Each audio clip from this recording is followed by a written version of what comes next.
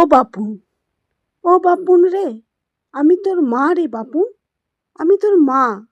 একবার চল বাপ, তোর বাবার শেষ কাজটুকুন করবি চল। কোনো সাড়া নেই, কোনো শব্দ নেই।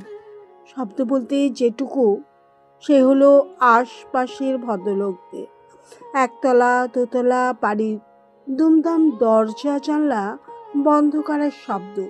রাত কিন্তু বেশি না, বড়জোর 10টা, 10:30 এরকম। উলবেড়িয়া পুরসভার 28 নম্বর ওয়ার্ডের লতিফপুরের নতুন পাড়া। খবরটা কি বাতাসে ছড়ালো কে জানে, হলে হয়তো হতেও পারে তাই। তবু হাল ছাড়েনি মহাদেব মিস্ত্রির বউ সতীবালা দাসী।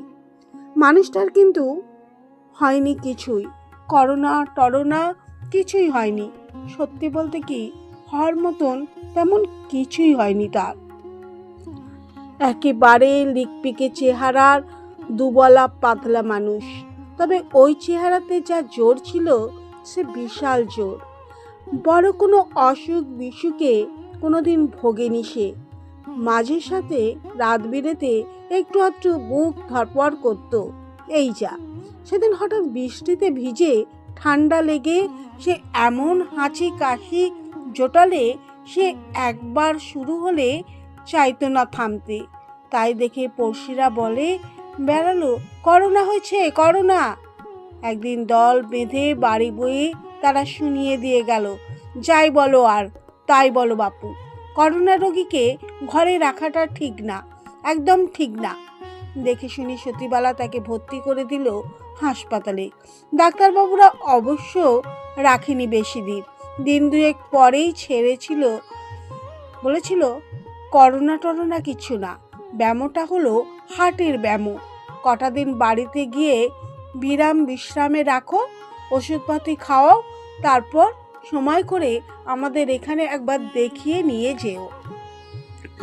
সে দেখানো আর হলো কই।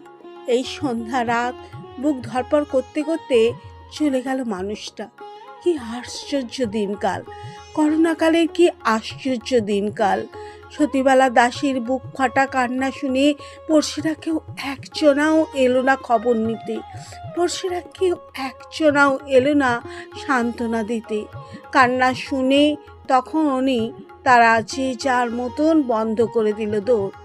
একলা ঘরে মরা মানুষটাকে আঁকড়ে ধরে হতভাগ হয়ে বসে রইলে সতীবালা।